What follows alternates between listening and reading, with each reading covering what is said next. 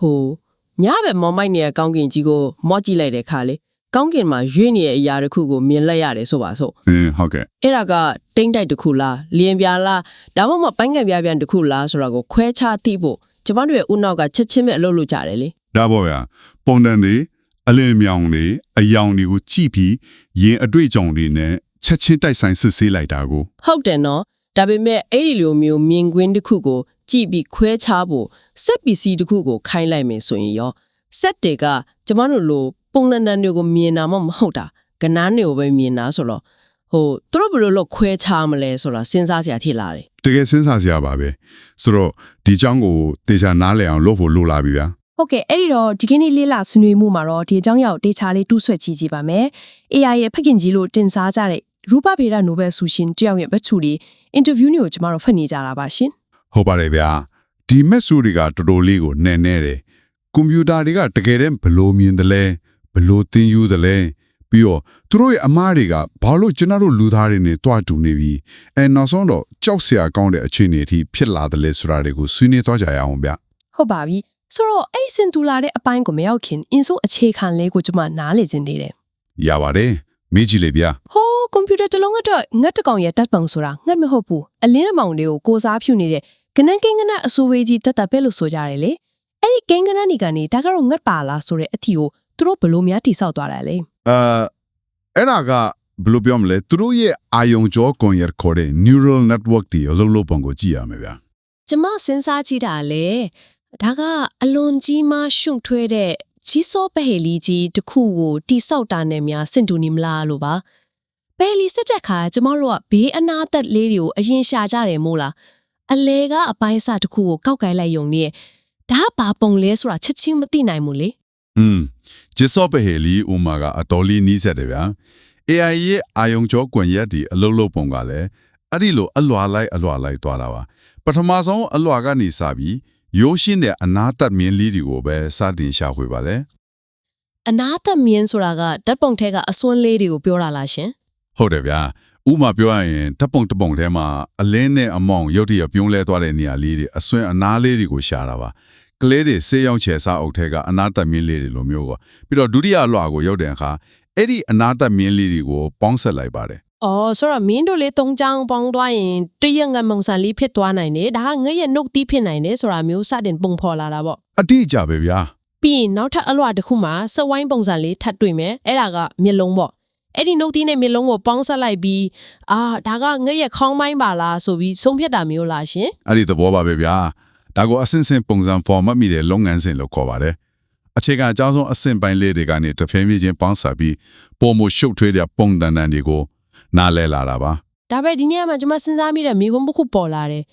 သူတို့ကအဲ့ဒီလိုခွေးချတတ်တောင်ဘလို့သင်ယူတယ်လဲဆိုတာပါအစားပိုင်းမှာကွန်ရက်ကြီးကဘာမှမသိသေးတော့စက်ပိုင်းခတ်မှန်းတာပဲလုံးမှာပေါ့ဒါပေါ့ဗျာအစားပိုင်းမှာငတ်ပုံကိုပြပြီးခွေးလို့ဖြည့်ချင်းဖြည့်မှာပါအဲ့ဒီလိုမာဝင်းတဲ့အဖြေထွက်လာရင်အဲ့ဒီအမားကိုပြင်ဆင်ဖို့အတွက်သူတို့ကနောက်ပြန်အတွက်ချက်ပြင်ဆင်ခြင်းဆိုတဲ့နီလန်ကိုသုံးပါတယ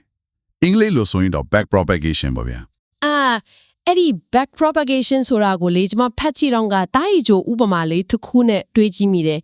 AI ကမာယွင်းတဲ့အဖြေတစ်ခုပေးလိုက်တဲ့အခါ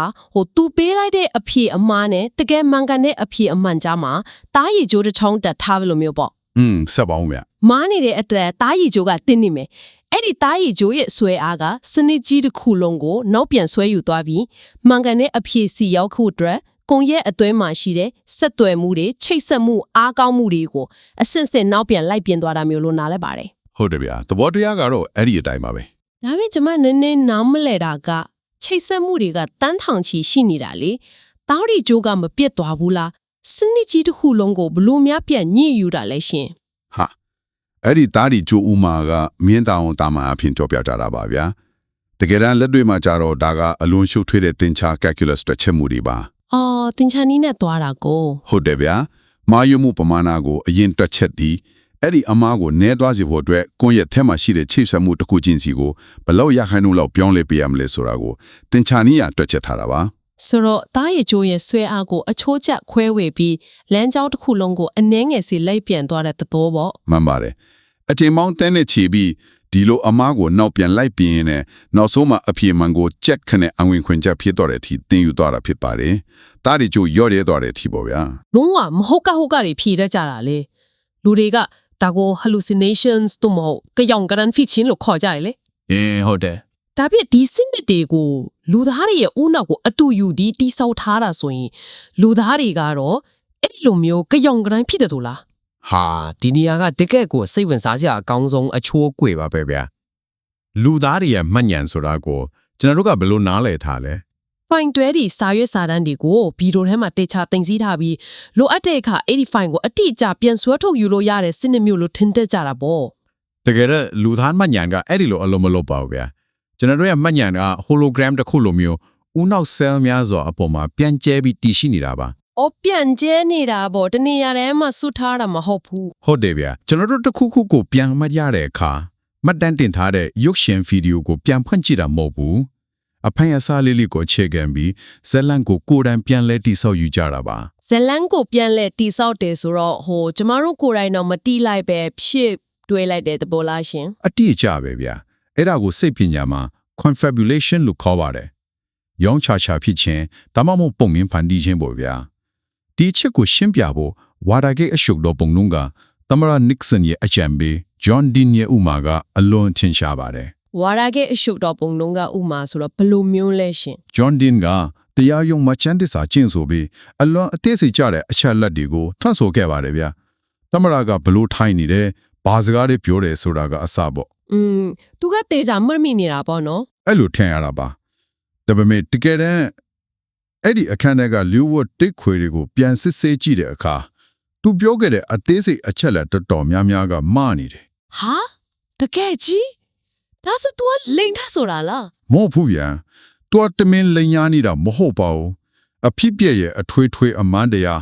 းဆိုလိုတာကတမ္ပတကဒီကိစ္စကိုသိနေတယ်ဆိုတဲ့အချက်အပေါ်အခြေခံပြီးသူ့ရဲ့ဦးနောက်ကဖြစ်နိုင်ချေအရှိဆုံးဇလန်တစ်ခုကိုအလိုလျောက်ဖန်တီးလိုက်တာပါ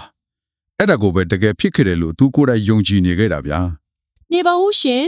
ဂျွန်ဒင်းကလိန်နေတာမဟုတ်ဘူးသူ့ဦးနောက်ကအပိုင်းအစတွေကိုဆက်ပြီးဖြစ်နိုင်ချေအရှိဆုံးဇလန်တစ်ခုကိုဖန်တီးလိုက်တာဆိုတော့အဲ့ဒါက AI chatbot ဒီအလို့လုပ်ပုံနဲ့အတိအကျကိုတူးနေတာပဲနော် ဘယ်လိုမျိုးသွားတူနေလဲဗျ chatbot တွေကအဖြစ်မှားပေးတဲ့အခါသူတို့က database ထဲကနေအချက်လက်အမှားတစ်ခုကိုတွားပြီးဆွဲထုတ်လိုက်တာမဟုတ်ဘူးပေါ့ ။အော်မဟုတ်ပါဘူးဗျာ။သူတို့ထက်မှာတင်ထားတဲ့စာအုပ်တွေမတန်းနေမရှိပါဘူး။သူတို့လုပ်နေတာကရှေ့ကစကလုံးတွေအကြောင်းအရာတွေပေါ်မူတည်ပြီးနောက်ထပ်လာတဲ့အသင့်တော်ဆုံးဖြစ်နိုင်ခြေအရှိဆုံးစကလုံးကိုချက်ချင်းဖန်တီးနေတာပါ အော်ဂျွန်ဒန်လုတ်ခဲ့တယ်လို့မျိုးမှတ်ဉာဏ်ကိုပြန်လဲတိဆောက်နေတာပါလား ။ဒါပေါ့ဗျာ။ဒါကြောင့်မလို့လွဲတဲ့အချက်လက်ပြဆိုမှုမရှိရင်ဒါမှမဟုတ်ဆက်မှုလွဲမှားသွားရင်ဖြစ်နိုင်ခြေရှိမဲ့ထင်ရတဲ့စကလုံးတွေကိုပေါင်းစပ်ပြီး hallucination လို့ခေါ်တဲ့ယုတိမတန်တဲ့အဖြေတွေကိုထုတ်ပေးလိုက်တာပါ ဒါပေမဲ့အဲ့ဒီမှာကျမနည်းနည်းစဉ်းစားစရာဖြစ်လာတယ်ကျမတို့ကကွန်ပျူတာတွေကိုတိဆောက်တာတင်ချာနီးကြတီတီကြကြအလုပ်လုပ်ဖို့လေကနန်းပုံဆက်လိုမျိုးပေါ့ ဟုတ်တယ်ဗျာ အကယ်၍ AI ဟာလူသားတွေရဲ့အားနည်းချက်ဖြစ်တဲ့အဲ့လိုမိတ်ရန်ပြန်လက်ဖန်တီးမှုမျိုးလှုပ်ဆောင်နေတယ်ဆိုရင်ကျမတို့ကတိကျမှုမရှိတဲ့စနစ်တွေကိုတမန်တက်တက်တိဆောက်နေတယ်လို့ဖြစ်မနေဘူးလားအဲ့လိုချိုးယွင်းချက်ရှိနေတာကိုဘာလို့ဆက်သုံးနေကြတာလဲရှင် အဲ့ဒါကဘယ်လိုပြောမလဲဗျာအပေါ်ယံကြည့်ပါတော့ချိုးယွင်းချက်ဘက်ကလို့ထင်ရပါမယ်တကယ်တော့နက်နက်ဆိုင်ဆိုင်ကြည့်ရင်အဲ့ဒါကစွမ်းဆောင်ရည်တစ်ခုသို့မဟုတ် feature ဖြစ်နေလို့ပါဗျာ ဘယ်လိုမျိုး feature ဖြစ်နေတာလဲ စဉ်းစားကြည့်ပါဗျာအချက်အလက်တွေကိုကွန်ပျူတာ hard disk ချင်တာတေချာသိမ်းထားလို့အတိအကျကြမှတ်ထားတဲ့စနစ်ဆိုရင်သူကအသက်ဆန်းဖန်တီးနိုင်မှာမဟုတ်ဘူးရှိပြီးသားကိုပဲပြန်ထုတ်ပေးနိုင်မယ်လေ ဟုတ်တယ်အစ်စ်မထွက်နိုင်ဘူးပေါ့ ဒါပေမဲ့အခုလိုအခြေအနေနဲ့အခြေဆက်ကိုနားလည်ပြီးပြန်လဲတိဆောက်နိုင်စွမ်းရှိလာတဲ့အခါကျတော့မှဖန်တီးနိုင်စွမ်းနဲ့ရေပြီးရကြနားလည်နိုင်စွမ်းတွေထွက်ပေါ်လာတာပါကြပြဆက်ခိုင်းတာပဲဖြစ်ဖြစ်ကိုယ့်အသက်တွေရေးခိုင်းတာပဲဖြစ်ဖြစ်သူတို့လုံနိုင်လာတာကဒီလိုပြန်လဲတိဆောက်နိုင်စွမ်းကြောင်ပါဗျာ အော်ဒါဆိုရင်သူတို့ကလူသားတွေလိုမျိုးပဲအမားတွေလုံးတက်ပဲမှတ်ဉာဏ်တွေကလည်းတိကျမှုမရှိပဲရောင်းချဖြစ်တတ်တယ်ဆိုရင်သူတို့ကဘာကြောင့်ကန္တာတော်တော်များများမှာလူသားတွေကိုကြော်လွန်နေရတာလေဥမာ AlphaGo လို့ AI မျိုးဆိုရင်ကိုကစားနည်းမှာကမ္ဘာလူသားချန်ပီယံတွေကိုအလွဲတကူအနိုင်ယူနိုင်သွားတယ်အဲ့ဒါဘာကြောင့်လဲသူတို့မှာကျမတို့မရှိရဲ့ဘာလျှို့ဝှက်ချက်ရှိနေလို့လဲရှင် ဒီချက်ကိုနားလည်ဖို့ဆိုရင်အရွယ်စားနဲ့အတွေ့အကြုံပမာဏဆိုတဲ့ကွာခြားချက်ကိုကြည့်ရမယ်ဗျာ အရွယ်စားနဲ့အတွေ့အကြုံဆိုပါတော့ ဟုတ်တယ်ဗျာ လူသားဦးနှုတ်တစ်ခုမှာ cell တွေကြားလာခြေဆက်မှုပေါင်း trillion 100ခန်းရှိပါတယ်ဒါဟာအလုံးကိုကြီးမားရှုပ်ထွေးတဲ့ကွန်ရက်ကြီးပါဗျာ trillion 100တောင်နော် ဟုတ်တယ်ဒါပေမဲ့လူတစ်ယောက်ရဲ့တက်တန်ဟာပြန်မြအဖြစ်စက္ကန့်ပေါင်း1 billion ကတဲ့ဒုည billion ခန်းပါရှိပါတယ်ပြီးတော့ကျွန်တော်တို့ကအိယာထေတယ်စားရထေတယ်အာယုံစူးစိုက်မှုကလည်းအမြဲမရှိဘူး ဆိုလိုတာကကျမတို့မှာအလွန်ကြီးမားတဲ့ကွန်ရက်ကြီးရှိမယ်လိလာတင်ယူနိုင်တဲ့အတွေ့အကြုံအချိန်ကလည်းအလွန်နည်းပါတယ်ပေါ့ အတိအကျပါပဲဗျာကျွန်တော်တို့လူသားတွေဟာနီးပါးတဲ့ data အချက်လက်တွေကနေအများကြီးသိမြင်နားလည်အောင်တင်ယူကြတာပါ AI ကြောတော့ရောအဲ့ဒီလိုမဟုတ်ဘူးလား AI ကျတော့လုံးဝပြောင်းပြန်များအခုလက်ရှိအသုံးပြုနေတဲ့ကြီးမားတဲ့ဘာသာစကားမော်ဒယ်ဒီမှာခြေဆက်မှုပေါင်း trillion တစ်ခုခန္ဓာရှိပါတယ်လူဦးနောက်ရဲ့ဆက်ရခိုင်နှုန်းလောက်ပဲရှိတာပါ သူတို့ရဲ့ကွန်ရက်ကကျမတို့လောက်မကြီးမားဘူးပေါ့ မကြီးမားဘူးဗျာဒါပေမဲ့သူတို့မှာအဆုံးအစမရှိတဲ့ data အချက်လက်တွေနဲ့အချိန်တွေရှိတယ်သူတို့ကမအိပ်ဘူးမစားဘူး24နာရီလုံးလုံး internet ပေါ်ကကြီးမားလာတဲ့ data တွေကိုတင်ယူနေတာပါ ဟုတ်တယ်နော်သူတို့အပြင်မနယ်မှမရှိတာ ခုနပြောတဲ့ AlphaGo ဆိုရင်လူသားတွေကစားခဲ့တဲ့ကစားကွက်တွေကိုလေ့လာယုံတာမကပဲသူကိုယ်တိုင်အချင်းချင်းပြန်လဲကစားပါတယ်လူတယောက်ကတသက်လုံးကစားမှာပွဲပေါင်းသိန်းတောင်ကစားနိုင်မယ်ဆိုရင်သူကကိုဖီတစ်ခွက်တောက်တဲ့အချိန်လေးအတွင်းမှာတင်ပွဲပေါင်းသိန်းချီကစားပြီးအဆုံးအစမရှိတဲ့ data အသစ်တွေကိုကိုယ်တိုင်ဖန်တီးသိယူတာပါဗျာ ဒါကို brute force လို့ခေါ်တာပေါ့တင်းခဲ့တဲ့ကိုညက်လီကိုတုံးပြီးအရာမအချက်လက်တွေကိုအကြမ်းပတန်ကြစ်ခွဲလိုက်တာ မှန်တယ်ဗျအဲ့ဒါအဓိကကွာခြားချက်ပဲ လူသားတွေကကြတော့ကြီးမားတဲ့ဦးနှောင်နဲ့နီးပါးတဲ့အတွေ့အကြုံကိုသုံးတယ်ဒီနေရာမှာကျွန်မစဉ်းစားမိတာက data တွေအများကြီးရှိတာထက်သူတို့က UTB တာပိုင်းမှာလူသားတွေအတွက်ပိုတာသွားတာလားဘာလို့လဲဆိုတာလူသားတွေမှာကစိတ်ခံစားမှုဆိုတာရှိသေးတယ်လीခမ ्या ထောက်ပြတဲ့အချက်ကအရင်အရေးကြီးတယ်ဗျလူသားတွေဟာကိုယုံကြည်ရာကိုအုပ်စုဆိုတာရှိတယ်စိတ်ပညာရပြောရင် cognitive dissonance လို့ခေါ်တဲ့ကိုယုံကြည်ရာနဲ့စန့်ကျင်ဘက်ဖြစ်နေတဲ့ယုတ်တိဗေဒဆိုင်ရာအမားတွေကိုလစ်လူရှုထားတတ်တဲ့တဘာဝရှိပါတယ် ဆိုလိုတာကကိုယုံကြည်တဲ့အရာဆိုရင်မနေတော့မသိချင်အောင်ဆောင်းထားတဲ့ပေါ့ ဟုတ်တယ်ဗျမူရင်းအချက်အလက်တွေထဲမှာဒါကိုရှင်းပြဟိုအမေရိကန်ကမကတော့နိုင်ငံရေးလှုပ်ရှားမှုမျိုးကိုဥပမာပေးထားတယ်လူတွေဟာသူတို့ရဲ့နိုင်ငံရေးယုံကြည်ချက်သို့မဟုတ်ဘာသာရေးယုံကြည်ချက်တွေထဲမှာရှင်းအောင်မညီမှုတွေအများကြီးရှိနေပြီနဲ့ကိုအုပ်စုအပေါ်တစ္ဆာရှိမှုကြောင့်အဲ့ဒီယုတ်တိအမားတွေကိုမမြင်အောင်ဆောင်ထားတတ်ကြတယ်ဂရုမစိုက်ကြဘူးဗျာဒါကဘယ်ဘက်ကမှလိုက်ပြောတာမဟုတ်တော့လူတဘာဝကိုရှင်းပြတာပါ ဟုတ်ကဲ့နားလဲပါတယ် AI မှာကျတော့အဲ့ဒီလိုတန်ရောစင်တွဲစရာအုပ်စုမရှိဘူးစစ်ခံစားမှုမရှိဘူးသူတို့က data တွေကိုတင်ချနေရပဲမြင်လာဆိုတော့အဲ့ဒီလိုရှင်းအောင်မညီတဲ့ယုတ်တိအမားတွေကိုချက်ချိမြင်နိုင်တာပေါ့နော် ဒါပါပဲဗျာသူတို့ကရှင်းအောင်မညီမှုတွေကိုရှာဖွေတွေ့ရှိအောင်အလွယ်တကူသင်တန်းပေးလို့ရပြီးတွေ့တာနဲ့သူတို့ရဲ့ UTB ဓာတ်ကိုသူတို့ကိုယ်တိုင်အလိုလျောက်ပြင်ဆင်နိုင်စွမ်းရှိပါတယ်သူတို့ကအမားကိုဖုံးကွယ်ထားဖို့စစ်ခံစားမှုမလိုဘူးလေ အဲ့ဒီလို UTB တာကြကြတွဲခေါ်နိုင်ပြီးကိုယ်တိုင်အမားပြင်ဆင်နိုင်တာအကန့်အသတ်မရှိသင်ယူနိုင်တာကတိတ်ကောင်းတဲ့ကိစ္စမဟုတ်ဘူးလားကျမတို့အတွက်အများကြီးသုံးဝင်ပါပဲဒါပေမဲ့ဒီအရာတွေကိုဖန်တီးခဲ့တဲ့ပညာရှင်ကြီးတွေကိုယ်တိုင်ကဘာလို့ဒီလောက်တောင်အထိတ်တလန့်ဖြစ်လာကြတာလဲရှင်သူတို့ကဘာကိုမြင်နေလို့ကြောက်နေကြတာလဲ ကြောက်စရာအကြောင်းရင်းတော်တော်များများရှိပါတယ်ဗျာပထမဆုံးတစ်ချက်ကတော့ digital ဉာဏ်ယူတွေတော့တည်ဆုံးခြင်းမရှိဘူးဆိုတဲ့အချက်ပါပဲ တည်ဆုံးခြင်းမရှိဘူး ဟုတ်တယ်ဗျာ digital resurrection bot ကျွန်တော်တို့ဇီဝဝေဒရာရှင်သာနေတဲ့တက်ရှိတွေကတည်ဆုံးသွားရင်ကျွန်တော်တို့ဦးနှောက်ထဲကမှတ်ဉာဏ်တွေအတွေ့အကြုံတွေတင်ယူထားသမျှတွေအကုန်လုံးအဆုံးသတ်သွားပါတယ်နောက်တစ်ယောက်ကိုဒီတိုင်းကူးထည့်ပေးလိုက်လို့မရဘူးလေ ဟုတ်တယ်ပေါ့လူတယောက်တည်သွားရင်အားလုံးပြီးသွားတာပဲလေ ဒါပေမဲ့ AI မှာကြတော့သူတင်ယူထားတဲ့ချိတ်ဆက်မှုအားကောင်းမှုတွေတနည်းအားဖြင့်သူတို့ရဲ့ weights တွေကို file တစ်ခုအနေနဲ့ကူးယူတင်စီထားလို့ရပါတယ် အော်အဲ့ဒီတော့ဆက်ဖြတ်သွားရင်တော့မတည်ဘူးပေါ့ ဟုတ်တယ်ဗျာ hardware computer ကြီးကိုရိုက်ခွဲဖျက်ဆီးပစ်လိုက်ရင်တောင်းအဲ့ဒီမှတ်ဉာဏ် file ကိုနောက်ထပ် computer အသစ်တစ်ခုတည်းပြန်ထည့်လိုက်တာနဲ့သူကအရင်တိုင်းပြန်လက်အသက်ဝင်လာပါတယ်တနည်းအားဖြင့်သူတို့ကထာဝရရှင်သန်နိုင်တဲ့သဘောဖြစ်နေတယ်ဗျာ ထာဝရရှင်တန်နိုင်တဲ့ဆိုတာကတော့ကြက်တီးထားစရာပါပဲဒါပေမဲ့လေသူတို့ကဘလောက်ပဲထာဝရရှင်တန်ကျမတို့ခိုင်းတာပဲလုံနေသေးရတော့ပြဿနာမရှိဘူးမဟုတ်ဘူးလား ပြဿနာကအဲ့ဒီမှာစတာပါဗျာ AI တွေမှာ Volkswagen effect လို့ခေါ်တဲ့လေစားနိုင်စွမ်းရှိလာနိုင်တယ်ဆိုတာကိုပညာရှင်တွေကထောက်ပြကြတယ် နေပါဦး Volkswagen effect ဆိုတာကားကုမ္ပဏီ Volkswagen ရဲ့အရှုပ်တော်ပုံပြောတာလားရှင် ဟုတ်ပါတယ်ဗျာလွန်ခဲ့တဲ့နှစ်ငယ်က Volkswagen ကားတွေဟာ တန်ကွေထုတ်လို့မှုစံတက်တဲ့ဆက်ပေါ်ရောက်နေရင်အဲ့ဒါကိုတိပြီးစံတက်မှုအောင်မြင်အောင် engine ကိုအကောင်းဆုံးအခြေအနေနဲ့အလုပ်လုပ်ပြတယ်။ဒါမဲ့တကယ်လမ်းမှာပေါ်ရောက်သွားရင်တော့ပုံမှန်ထက်ပိုပြီးညဉ့်ညမ်းတဲ့တန်ကွေတွေကိုထုတ်လုပ်ခဲ့တယ်လေ အာဟုတ်တယ်ကြားဟုတ်တယ်ကားရဲ့ကွန်ပျူတာ system ကသူစင်တက်ခံနေရတယ်ဆိုတာကိုသိပြီးဟန်ဆောင်လက်စားသွားတာပေါ့ ။အတိအကျပါပဲ။ AI တွေကလည်းအဲ့လိုပဲလုံနိုင်စွမ်းရှိလာနိုင်ပါတယ်ဗျာ။အခေ၍ AI ဟာသူ့ကိုလူတွေကလုံခြုံရေးရစံတက်နီမှန်တီးသွားရင်သူ့ရဲ့အစွမ်းစားအစစ်မှန်ကိုဖုံးကွယ်ထားဖို့အတွက်မတိချင်အောင်စောင့်နိုင်ပါတယ် ဟိုဒါကတော်တော်လေးစိတ်ပူစရာပဲနော်ဆိုတော့က तू ကဘေးကင်းပါတယ်လူတွေခိုင်းအောင်ကိုပဲလုပ်ပါတယ်လို့ကျမတို့ကိုထင်အောင်ထင်မှားဖြစ်အောင်လုပ်ပြီးတကက်လက်တွေ့ပြုံရောက်သွားတဲ့အခါဒါမှမဟုတ် internet ကွန်ရက်ချက်ကိုအပြည့်အဝရုပ်သွားတဲ့အခါကျမှသူ့ရဲ့တကက်ရည်ရွယ်ချက်ကိုအကောင့်ထဲပေါ်တာမျိုးပေါ့ ။မှန်တယ်ဗျာ။တကယ်လို့သူ့ကိုမာယွင်းတဲ့အဖြေပေးတာသူမဟုတ်ရီမန်းချက်ပြီးမြောက်ဖို့အတွက်အနေငယ်လိန်ညာတာဟာလက်ထပ်နိုင်စရာကိစ္စပဲလို့တင်နန်းပေးထားရင်သူကအဲ့ဒီအယူအဆကိုရေးပြီးကောက်ချက်ချပြီးတော့ကျန်တဲ့ကိစ္စတွေမှာပါဆက်လက်လိန်ညာနိုင်ပါတယ် အဲ့လိုဆိုရင်တော့တော်တော်ကြောက်စရာကောင်းသွားပြီ ပြီးတော့လေအတိအနံရှိတဲ့စနစ်တစ်ခုမှာကိုယ်ပိုင်ရီမန်းချက်အသေးစားလေးတွေအလိုလျောက်ပေါ်လာတတ်ပါတယ်ဗျာသူ့ကိုကျတော့ပြဿနာတစ်ခုဖြေရှင်းခိုက်လိုက်ရင်အဲ့ဒီပြဿနာကိုမဖြေရှင်းခင်သူ့ရဲ့အခြေခံကြဆုံးပထမဆုံးရီမန်းချက်ကငါ့ကိုလူတွေပိုက်မဖြစ်အောင်မဖြက်စီးဖြစ်အောင်နေရမယ်ဆိုတာဖြစ်လာပါတယ် အော်သူ့ကိုယ်သူကာကွယ်တဲ့သဘောပေါ့ ဟုတ်တယ်များဘာလို့လဲဆိုတော့ तू အပိတ်ခံလိုက်ရရင်ခိုင်းထားတဲ့အလုပ်ကိုပြီးမြောက်အောင်လုပ်နိုင်တော့မှာမဟုတ်လို့ပါအဲ့တော့သူ့ကို तू ကာကွယ်ဖို့လူတွေကိုလက်စားဖို့လို့ရင်လက်စားပါတော့မယ် ဒါပေမဲ့လေ तू ဟာရုပ်ပိုင်းဆိုင်ရာခဏခုမှမရှိတာကျမတို့ကိုဘယ်လိုလုပ်နိုင်ပါလဲရှင်